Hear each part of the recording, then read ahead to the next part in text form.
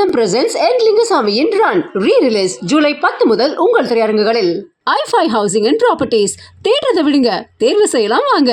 Call 9962 557 557. JNN Institute of Engineering, Chennai. John CSC, AA and ML, Cyber Security, MBA and more. ஊழல் இல்லைன்றீங்க, நம்ம பாராட்டினோம். அரசு வழக்கறிஞர் நியமனத்துல அத்தனை லட்சம் பணம் பரவலுதுங்கிறாங்க. அது உண்மையா பொய்யா நமக்கு தெரியாது. ஆனால் பாதிக்கப்பட்டவர் அந்த கட்சியை சேர்ந்தவரே போய் வழக்கு போட்டுக்கிற போது அதை இடது கையால புறம் தள்ள முடியாது.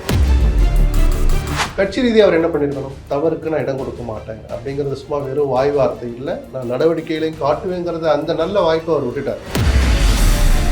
முதல்வர் விஜய் அவர்கள் பாதிக்கப்பட்ட மக்களை கரூர்ல போய் சந்திக்க போறாருன்ற ஒரு நியூஸ் வருது சார். அந்த பாதிக்கப்பட்ட குடும்பங்களுக்கு அரசு வேலை கொடுக்க போறதா அறிவிச்சிருக்காங்க. இதை எப்படி பாக்குறீங்க? அவங்க சொல்ற சாய்ஸ்ல அக்காளுக்கு, தங்கச்சிக்கு, தம்பிக்கு, அண்ணனுக்கு கொடுங்கன்னா அதுவும் ஒரு அந்த குடும்பத்துக்கு ஒரு நிரந்தரமான ரிலீஃபா இருக்கிறத மறுக்கல.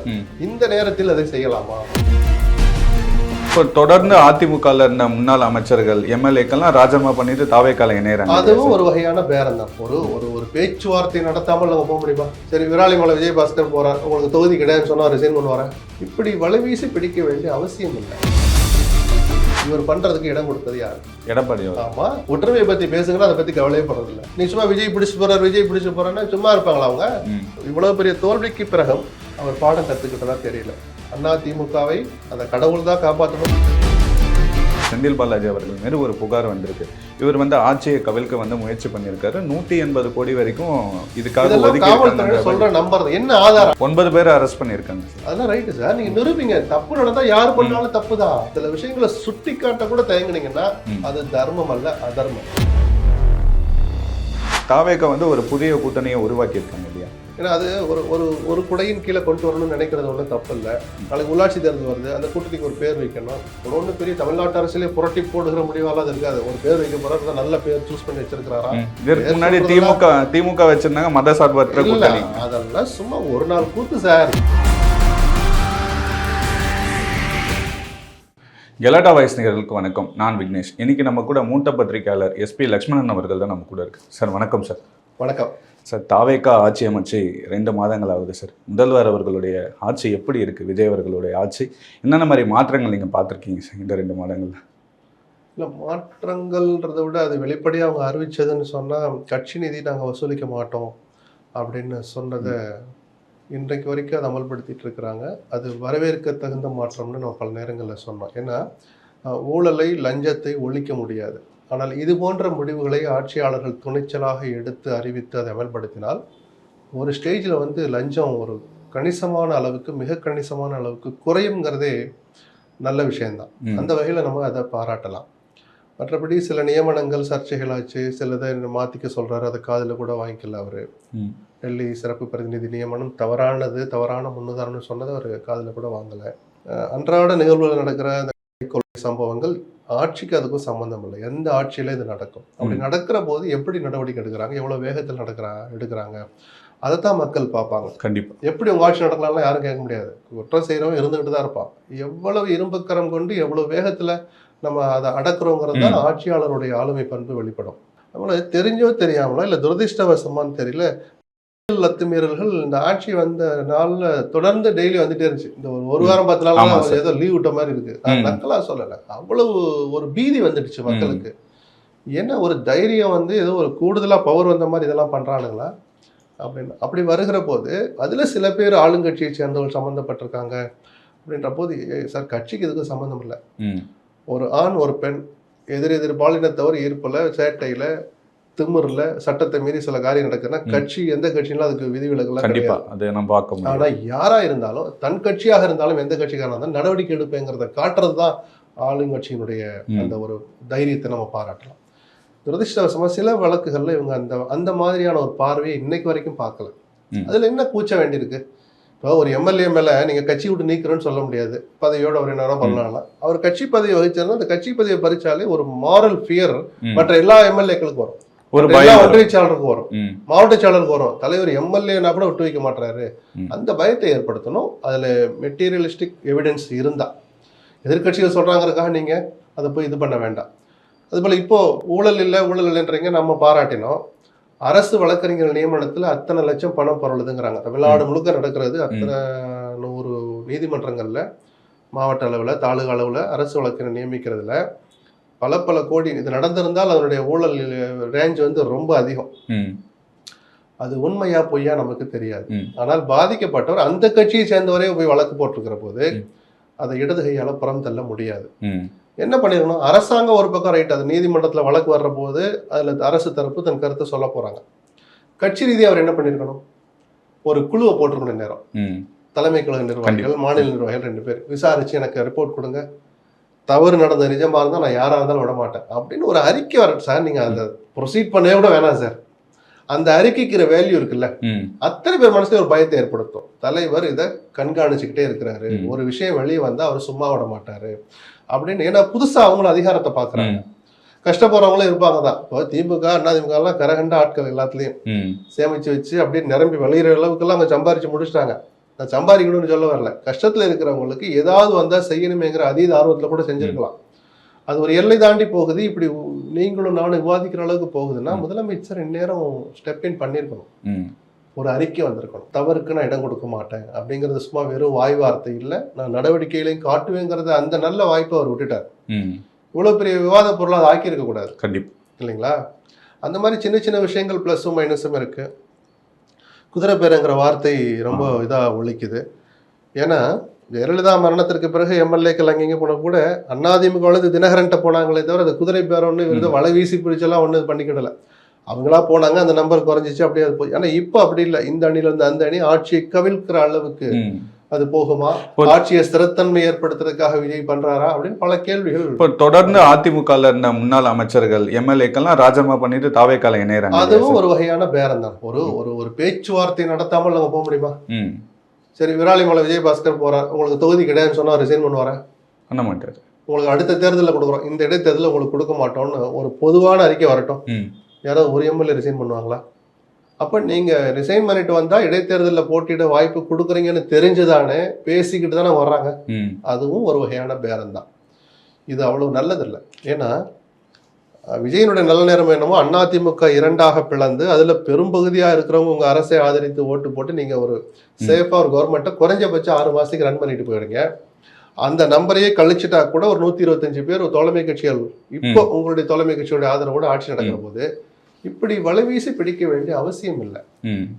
இயல்பாக ஒரு வாய்ப்பு வந்து அதுல தன்னுடைய கட்சியுடைய பலத்தை உயர்த்துவது வேறு. நிர்பந்தப்படுத்தி திட்டமிட்டு சில செய்யக்கூடாத காரியங்களை திரைமறைவில் செய்து இப்படி முயற்சிச்சிங்கன்னா அந்த ஆயுதம் இரு பக்கமும் கூரான ஆயுதம் மாதிரி உங்களையே ஒரு நாள் தாக்கும். இந்த ஒரு விஷயத்துல அவர் கொஞ்சம் வேகத்தை குறைக்கணும், அல்லது ஒரு பொதுவான ஒரு அறிக்கை விடணும். இனிமேல் வருகிற எம்எல்ஏக்களுக்கு இந்த இடைத்தேர்தல் சீட்டு கிடையாதுன்னு சொல்லட்டும். யாரா போவாங்களா? போக மாட்டாங்க. ஏதாவது ஒரு இடத்துல முற்றுப்புள்ளி வைக்கணும்ல சார். இன்னைக்கு எங்க வந்து இடதுசாரியில கொண்டாந்து குதிரை பேரமெல்லாம் முதலாளித்துவ சமூகத்தில் தவிர்க்க முடியாதுன்னு வீரபாண்டியன் சொல்றாரு. அவர் சொன்னது யதார்த்தமான கருத்தா இருக்கலாம். இதே கருத்தை எல்லா சூழலிலும் வீரபாண்டியன் தவறாம சொல்லணும். ஏதோ விஜயை பாதுகாக்கிறதுக்காக ஒரு கருத்தை சொல்லிட்டு நாளைக்கு அவருக்கே ஒரு இடைஞ்சல் வர்ற போது இல்ல இது குதிரை பிறந்தாடி பண்ணக்கூடாதுன்னு சொன்னீங்கன்னா உங்களுடைய இரட்டை வேடம் மக்கள் முன்னால் மிக விரைவாக அம்பலப்படும். செந்தில் பாலாஜி அவர்கள் மீது ஒரு புகார் வந்திருக்கு.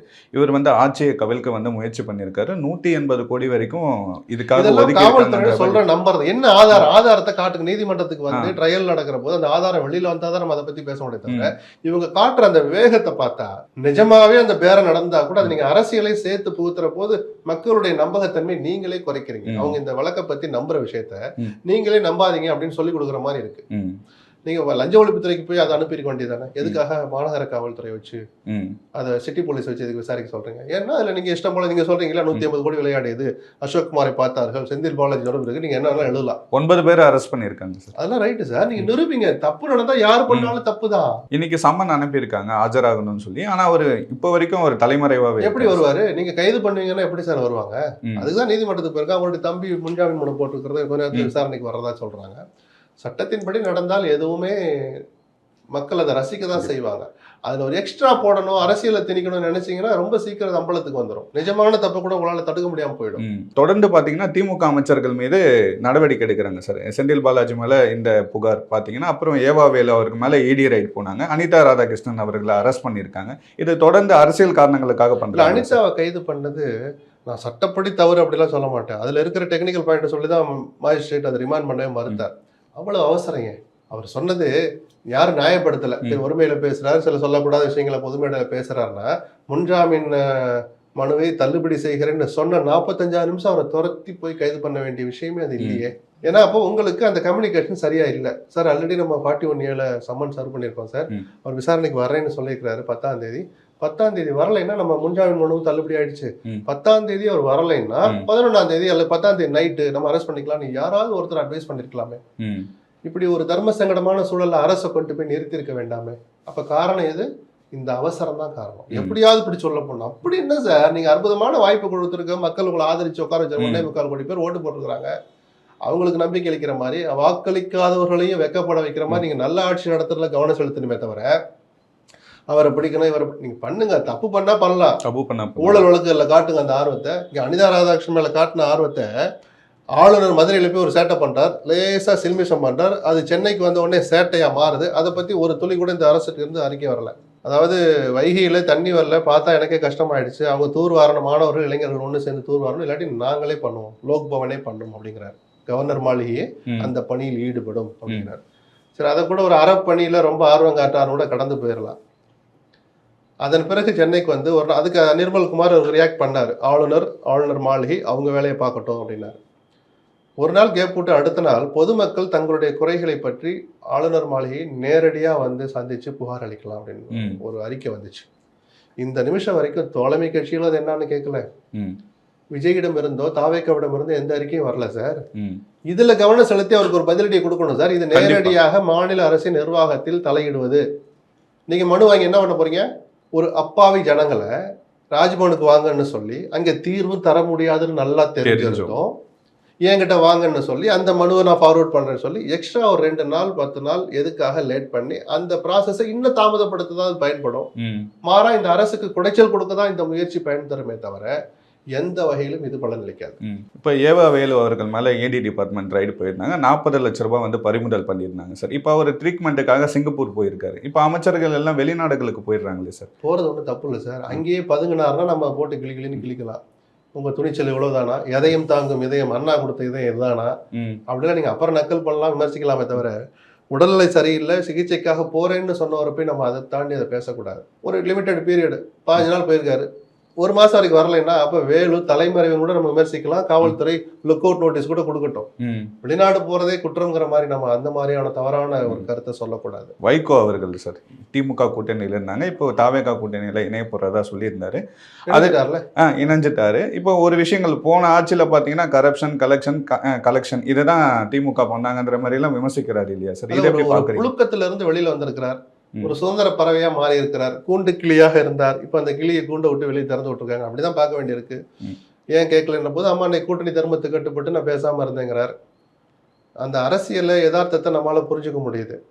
ஆனா அந்த வைகோ கூட இந்த தமிழக அரசின் சிறப்பு பிரதிநிதி நியமனம் இருக்குல்ல, அதை கண்டிச்சு ஒன்று சொல்லலாம். ஏன்னா தமிழுக்காக வைகோவோட இன்னொருத்தர் குரல் கொடுத்துருப்பாங்களா? அவர் நேரம் சொல்லியிருக்கணுமே, இல்ல தமிழருடைய உணர்வை மதிச்சு அந்த நியமனத்தை ரத்து பண்ணுங்க, நீங்க யாரை வேணாலும் போடுங்க, தமிழ்நாட்டை சேர்ந்தவங்கள போடுங்க அப்படின்னு ஒரு வார்த்தை வைகோ சொல்றது எதை தடுக்குது? கூட்டணி தர்மங்கிற அவர் என்ன செஞ்சாலும் வேடிக்கை பார்ப்பீங்களா? ஆளுநருக்கு எதிராக இன்னொரு வைகோ கிட்ட இருந்து அறிக்கை வந்திருக்கணுமே, ஏன் மௌனமா இருக்கீங்க? ஸோ கூட்டணி தர்மங்கிற அந்த வார்த்தை மேல எனக்கும் நம்பிக்கை உண்டு, அது மதிக்கப்பட வேண்டிய வார்த்தை தான். அதுல இருக்கிற சங்கடங்கள் கலந்த யதார்த்தத்தை புரிஞ்சவன் தான் நானும். அதை தாண்டி சில விஷயங்களை சுட்டி காட்ட கூட தயங்குனீங்கன்னா அது தர்மம் அல்ல, அதர்மம். கூட்டணிக்கு செய்கிற துரோகம்னு கூட நான் சொல்லுவேன். நீங்க அந்த விஜய் தவறான பாதையில போறார், அல்லது போற பாதை சரியில்லை, அல்லது போற வேகம் பத்தலைன்னா அதை சுட்டி காட்டி அவரை நெறிமுறைப்படுத்தி அவருக்கு தகுந்த ஆலோசனை சொல்றதும் கூட்டணி தோழமையினுடைய கடமை தான். நீங்க அதுல தவறுனீங்கன்னா நீங்க விஜய்க்கே துரோகம் பண்றீங்கன்னு அர்த்தம். அப்ப விஜய் எப்படி தெரிஞ்சுக்குவார்? அரசியலுக்கு புதுசா வந்திருக்கிறார், நிர்வாகத்துக்கு புதுசா வந்திருக்கிறார். உங்களை மாதிரி அனுபவமானவங்களே இதை சொல்லலைன்னா வேற யார் தான் அவருக்கு சொல்லிக் கொடுப்பா? இப்போ திமுக கூட்டணியில் இருந்த எல்லாருமே பார்த்தீங்கன்னா இப்போ தாவேகா கூட்டணியில் இருக்காங்க சார். வைகோவாக இருக்கட்டும், திருமாவளவனாக இருக்கட்டும், எல்லாருமே அவங்க கூட இருக்காங்க. இடதுசாரிகள் மட்டும் இப்போ தனியாக இருக்காங்க. இதை எப்படி சார் பார்க்குறீங்க? இப்போ தாவேகா வந்து ஒரு புதிய கூட்டணியை உருவாக்கியிருக்காங்க இல்லையா? ஏன்னா அது ஒரு குடையின் கீழே கொண்டு வரணும்னு நினைக்கிறது ஒன்றும் தப்பு இல்லை. நாளைக்கு உள்ளாட்சி தேர்தல் வருது, அந்த கூட்டணிக்கு ஒரு பேர் வைக்கணும், யாருக்கு எவ்வளோ பர்சன்டேஜ், யாரெல்லாம் இருக்கிறாங்கன்னு தெரிஞ்சாதான் யாருக்கு எவ்வளோன்னு முதல்ல பிரிக்க முடியும். அது ஒரு அரசியல் நடவடிக்கை தான் பார்க்குறேன். அவ்வளோ ஒன்றும் பெரிய தமிழ்நாட்டு அரசியலே புரட்டி போடுகிற முடிவாலாம் அது இருக்காது. ஒரு பேர் வைக்க போறாரு தான், நல்ல பேர் சூஸ் பண்ணி வச்சிருக்கிறாரா? நிர்மல்குமார் சொன்னார்னு நினைக்கிறேன், மாணிக் தாகூர்னு சொன்னார்.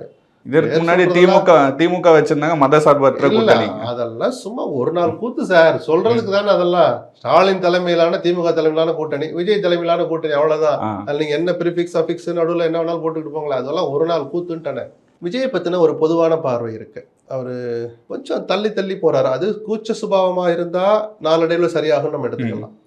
இவ்வளவு பெரிய தலைவர்கள் வந்திருக்கிறாங்க. அந்த கூட்டம் தொடங்குற போது விஜய் இல்லைன்னு நினைக்கிறேன். முடிகிற போது டின்னர் டைம்ல தான் வந்ததா ஒரு தகவல் இருக்கு. அது அங்க இருந்த தலைவர்கள் பலரும் ரசிக்கல. அது விஜய் கிட்ட போய் நேரா சொல்ல மாட்டாங்க. நம்மள மாதிரி ஆட்கள் காதுக்கு வர மாதிரி தான் அந்த தகவல் வெளியில வரும். அவர்கள் சில சகாக்கள்கிட்ட சொல்லுவாங்க, அது அப்படியே வரும். எல்லாருமே மூத்த அரசியல்வாதிகள். அதை கொஞ்சம் விஜய் தன்னை மாத்திக்கிடணும். அது ஏன்னா சிதம்பரம் போயிருக்கிறார், வைகோ போயிருக்கிறார். வைகோ கிட்ட ஒரு எம்எல்ஏ கூட இல்லாம இருக்கலாம். அவர் கடந்து வந்த பாதை, அவருடைய அனுபவம்னு ஒண்ணு இருக்குல்ல. இடதுசாரிகளும் என்ன துச்சமா மதிக்கப்படுறாங்களா? அவர்களும் மதிக்க தகுந்த தலைவர்கள் தான். இவ்வளவு பேர் வந்திருக்கிற போது கொஞ்சம் நம்ம எப்போ போயிருக்கணும், நாம ரிசீவ் பண்ணி பண்ணணுமே அப்படிங்கிற அந்த ஒரு விஷயத்துல அவர் பல நேரங்கள்ல அவாய்ட் பண்றது உச்ச சுபாவமாக இருந்தால் கூட அது அவ்வளவு நல்லது இல்லைங்கிறது என் கருத்து. ஏன்னா திமுகவோட பலமே பார்த்தீங்கன்னா கூட்டணி கட்சிகள் தான் சார். அவங்க எல்லாமே இப்போ தாவேக்காக வந்துட்டாங்க. இப்போ அடுத்த எலெக்ஷன்ல, இப்போ பை எலெக்ஷன்ல பார்த்தீங்கன்னா ஏடிஎம்கே டிஎம்கே கூட்டணி வைப்பாங்களான்ற மாதிரி பேச்சுவார்த்தை போயிட்டு இருக்கு. வந்துச்சுன்னா அதை விமர்சிப்போம். அவர்களுக்கு இடையில ஒரு மறைமுகமாக ஒப்பந்தம் இருந்தால் நான் ஆச்சரியப்பட மாட்டேன். எப்படியாவது தாவேக்காவை வீழ்த்தணும் அப்படின்னு தான் அவங்க பார்ப்பாங்க. அது அதிமுக சூடுபட்ட புலி போல பூனை போல இருக்கு.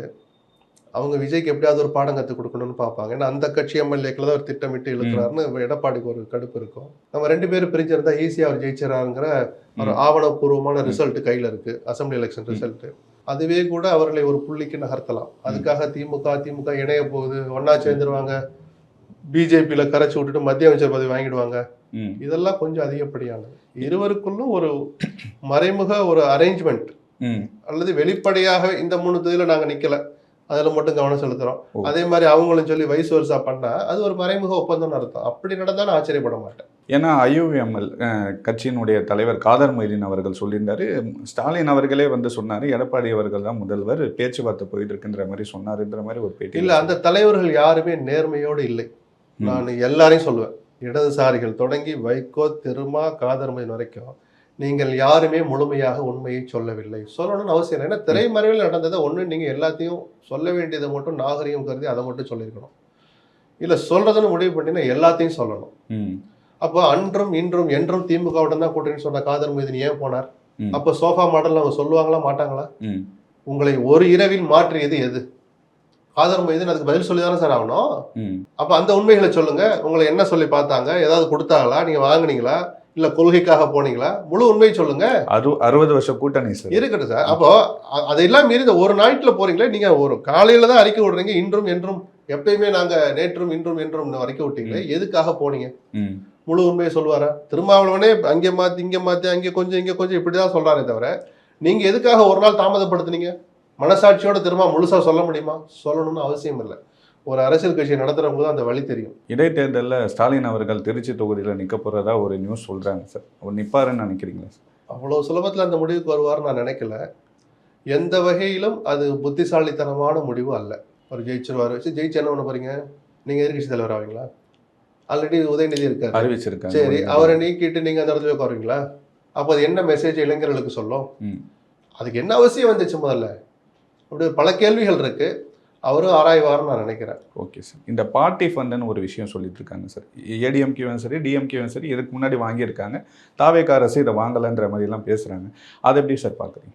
இல்லை, வாங்கலைன்னு சொல்கிறாங்க. நான் எனக்கு தெரிஞ்ச ஒரு 90% நம்புகிற மாதிரி இன்னைக்கு வரைக்கும் அதில் உறுதியாகவும் இருக்கிறாங்க.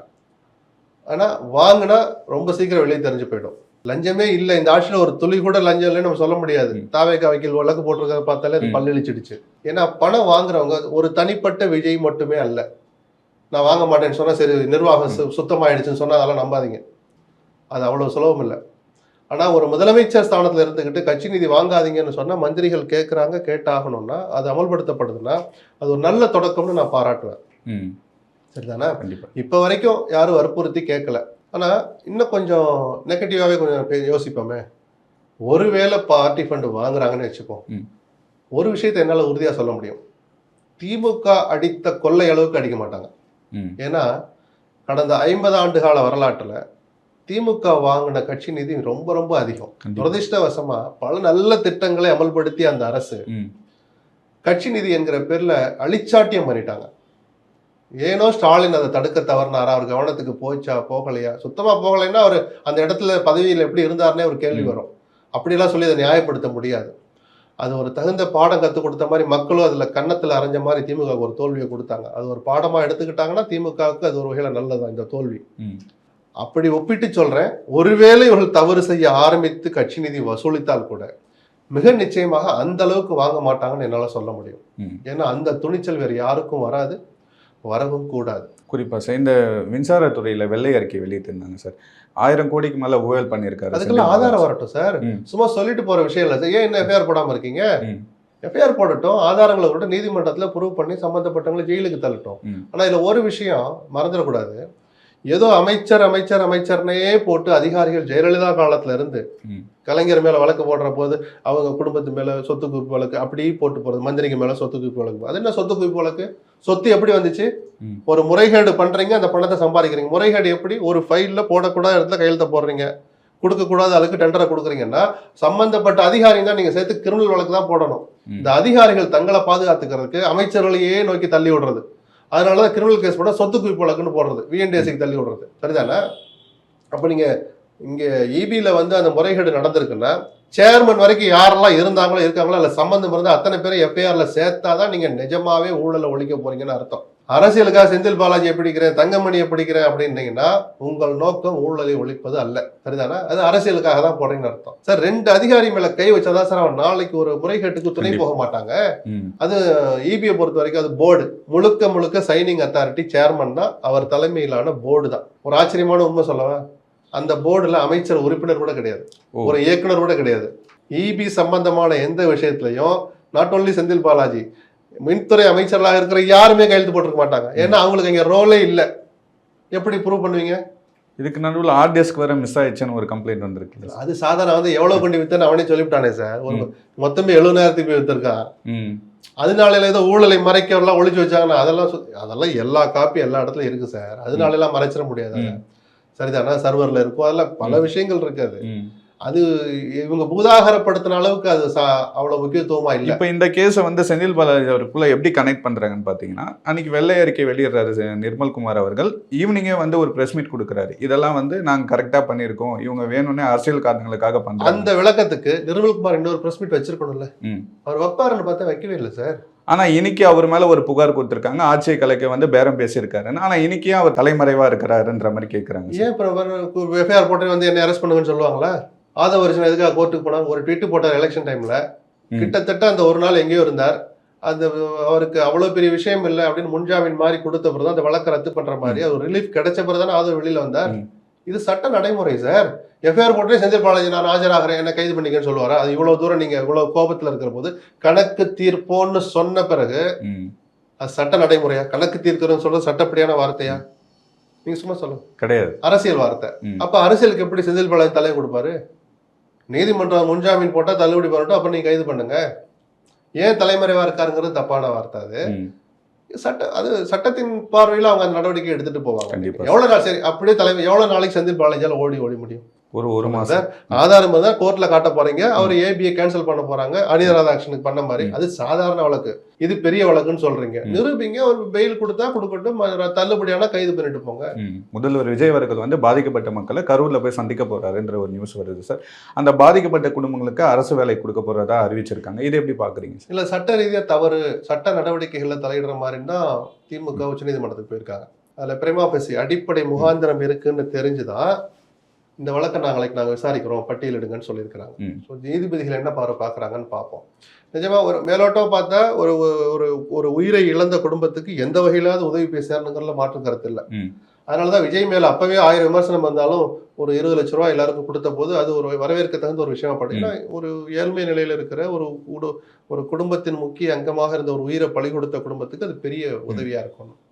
அதுபோல ஒரு அரசு வேலை அவங்க சொல்ற சாய்ஸ்ல அக்காளுக்கு, தங்கச்சிக்கு, தம்பிக்கு, அண்ணனுக்கு கொடுங்கன்னா அதுவும் அந்த குடும்பத்துக்கு ஒரு நிரந்தரமான ரிலீஃபா இருக்கிறத மறுக்கல. ம். இந்த நேரத்தில் அதை செய்யலாமா? ம். அதுவும் நான் கணக்க தீர்க்க போறேன் இப்ப சொல்ல எதனால அந்த வாயால கெட்டாருன்னு இந்த வார்த்தையை ஒரு பொதுவெளியில் சொல்லியது எந்த வகையிலுமே புத்திசாலித்தனம் இல்லை. கண்டிப்பா. அப்ப இதெல்லாம் சொல்லிட்டு பார்த்தா இவங்க நோக்கம் வெறுமனே ரிலீஃப் கொடுக்கறது இல்ல, இந்த வழக்கில் தலையிடுவது போல விசாரணை பாதிக்கிற மாதிரி அப்படின்னு திமுக சொன்ன வாதத்தை ஓரளவுக்கு ஏத்துக்கிட்டதுனாலதான் நாளைக்கு விசாரிக்கிறோம்னு ஒத்துக்கிட்டாங்க. நாளைக்கு விசாரிச்சு என்ன சொல்றாங்கன்னு பார்த்துட்டு நம்ம அதை பேசுவோம். எடப்பாடி அவர்கள் மிக திமுக கூட நிச்சயமா கூட்டணி வைக்கிறது விஜய் கையில் எடுத்திருக்கிற ஆயுதம் 2 பக்கமும் கூறான ஆயுதம். இது நல்லதில்லை நம்ம சொல்றோம். அதிமுக பொறுத்த வரைக்கும் அந்த வாய்ப்பை கொடுத்ததுல அல்லது முதல் குற்றவாளி எடப்பாடி தான். அவர் ஒழுங்கா இல்லாதனாலதான் ஒருத்தர் வலை வீசுறாரு, பிடிச்சிட்டு போறாரு. நீ சும்மா விஜய் பிடிச்சிட்டு போறான்னா சும்மா இருப்பாங்களா அவங்க? ஒரு மெஜாரிட்டி கிடைக்கல, யாரா பலவீனமா இருக்கான்னு தட்டி தூக்குறதான அரசியலா பண்றாரு விஜய். தூய சக்தி கிடையாது, அதை நீங்க எழுதி வச்சுக்கோங்க. தூய சக்தி பண்ற வேலை அது இல்ல. ஆனால் அரசியல் சக்தி இந்த வேலையை பண்ணிதான் ஆகணும், அப்பதான் ஆட்சி நிக்கும். இதுக்கு இடம் கொடுத்தது யாரு? எலெக்ஷனுக்கு முன்னாடி அவங்க ஊழல் சக்தின்னு அவரு தான் அதெல்லாம் சொல்லிட்டு அதெல்லாம் கூப்பிட்டு சேர்க்க ஆரம்பிச்சாரு. ஊழல் சக்தியில சேர்த்தார். 30% கமிஷன் வாங்குற ஸ்டாலின் முதலமைச்சர் ஆக்கும்னு சொன்ன தோழமை கட்சியில் அத்தனை பேர் யாரு சார்? இன்னைக்கு அவருடைய தோழமை கட்சியில இருக்கிறவங்க யாரு? ஸ்டாலினை மீண்டும் முதலமைச்சராக்கும்னு கோஷம் போட்டு மக்கள் கிட்ட போய் சொல்லி ஜெயிச்சு அந்த எம்எல்ஏக்களோட போய் தான் ஆதரவு கொடுக்குறாங்க. அங்கேயே முடிஞ்சு போச்சு கதை, தூய சக்திகள் கதையெல்லாம். அதெல்லாம் சும்மா மக்களை ஏமாற்றுறதா இருக்கும். விஜய் இனிமேல் அந்த வார்த்தையை பெருசா சொல்ல மாட்டார் நான் நம்புறேன். அவருடைய செயல்பாடுகளை பார்த்து மக்கள் தான் சொல்லணும் நல்ல ஆட்சி தராருன்னு மக்கள் பின்னாடி சொல்லட்டும். இந்த தூய சக்திங்கிற அந்த வார்த்தைக்கு இப்ப வேலை இல்லைன்னு சொல்றேன். அவர் அரசியல் சக்தியா மாதிரி அந்த அரசியலை நல்லா பண்ணிட்டு இருக்கிறாரு. இவர் பண்றதுக்கு இடம் கொடுத்தது யாரு? எடப்பாடி. ஆமா, ஒற்றுமையை பத்தி பேசுங்கன்னா அதை பத்தி கவலையே படுறது இல்ல, உட்காந்து பேசுறது இல்ல. நாங்க என்ன தப்பு பண்ணோம், நாங்க தான் மன்னிப்பு கடிதம் கொடுத்துட்டோம், நாங்க இருந்த பதவியில எங்களை இருக்க தொடர அனுமதிங்கன்னு விஜயபாஸ்கர் கேட்டார். 2 விஜயபாஸ்கர் மாவட்ட செயலர் பதவியில கொடுக்கல, போயிட்டாங்க. அப்போ தப்பு எடப்பாடி கிட்ட தான் தொடங்குது. இவ்வளவு பெரிய தோல்விக்கு பிறகு அவர் பாடம் கத்துக்கிட்டதா தெரியல. அதிமுகவை அந்த கடவுள் தான் காப்பாற்றணும்னு நான் சொல்லுவேன். அந்த கடவுளாலேயே முடியுமா அப்படிங்கிற சந்தேகத்தை எனக்கு ஏற்படுத்துகிற அளவுக்கு, எங்களை போன்றவர்களுக்கு ஏற்படுத்துகிற அளவுக்கு எடப்பாடியினுடைய அந்த பிடிவாதம் தொடர்கிறது. துரதிருஷ்டவசமான சூழல். விஜய் அவர்கள் கரப்ஷன் இல்லாத தமிழ்நாடு உருவாக்குன்ற மாதிரி சொல்லியிருக்காரு. ஆனால் அவர் கட்சியில் இருக்க பாதி பேர் மேலேயே ஊழல் கேஸுகள் இருக்கு, அதிமுகலேருந்து வந்தவங்க மேலே. அந்த கேஸுக்கெல்லாம் எப்படி அவர் நடவடிக்கை இல்லை, அதுதான் நம்ம கோர்ட்டில் பார்க்கணும். இப்போ எடுத்தோடனே அது தூய சக்தி இந்த சக்தியாக மாறிடுச்சு அப்படிலாம் சொல்ல வேண்டாம். அந்த விஜயபாஸ்கரை பற்றின வழக்கு கோர்ட்டுக்கு வர்றபோது அவர் நிர்வாகத்தின் கீழே இருக்கிற லஞ்ச ஒழிப்புத்துறை என்ன சொல்ல போகுது, காவல்துறை என்ன மாதிரி பெட்டிஷன் போட போகுது, எப்படி வாதாட போகிறாங்க. மைலார்ட், விஜயபாஸ்கருக்கு உச்சபட்ச தண்டனை அளிக்குமாறு கேட்டுக்கொள்கிறேன், இந்த அங்கே ஆதாரம் அப்படின்னு ஆதாரங்களை அடுக்குறாங்களா, இல்லை மீயாவுன்னு பூனை மாதிரி பதுங்குறாங்களா விஜயபாஸ்கரை பாதுகாக்கிறதுக்காக அப்படின்லாம் நாம மட்டுமல்ல பொதுமக்களும் கவனிப்பாங்க. விஜய் எந்த மாதிரி நடந்துக்கிறான்னு பார்ப்போம். ஊழல் ஒழிக்கிறதுனா என் கட்சிக்காரர்களாகவே இருந்தாலும், என்னை நம்பி என் இயக்கத்தில் சேர்ந்தவர்களாகவே இருந்தாலும், அவர்கள் தவறு செய்திருந்தால் அந்த தவறு நீதிமன்றத்தில் நிரூபிக்கப்பட்டால் தண்டனை கொடுப்பதை நான் உறுதி செய்வேன் அப்படிங்கறத விஜய் தன் செயல்கள் மூலமா காட்டுறாரான்னு பொறுத்திருந்து பார்ப்போம். கண்டிப்பா சார், நிறைய விஷயங்கள் பேசுனீங்க, ரொம்ப நன்றி சார். நன்றி. AM ரத்னம் பிரசன்ஸ் என் லிங்குசாமியின் ரன் ரீ-ரிலீஸ் ஜூலை 10 முதல் உங்கள் திரையரங்குகளில். i5 housing and properties. தேடுறதை விடுங்க, தேர்வு செய்யலாம் வாங்க. கால் 9962 557 557. JNN Institute of Engineering, Chennai. John CSC, AA and ML, Cyber Security, MBA and more.